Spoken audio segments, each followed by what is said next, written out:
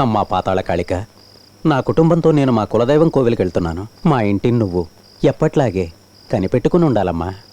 పద్మ, వెళ్దామా?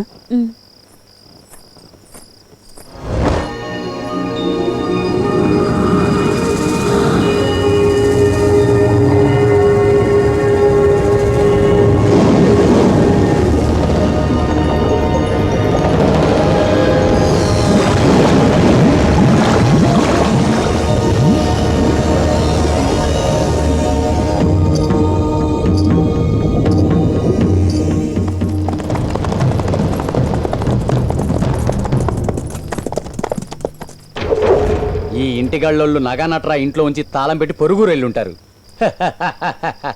ఇక మన పంట పండిందిరా. నువ్విక్కడే కాపలా ఉండు. నేను లోపలికెళ్ళి నా హస్తలాగం ఏంటో చూపిస్తా.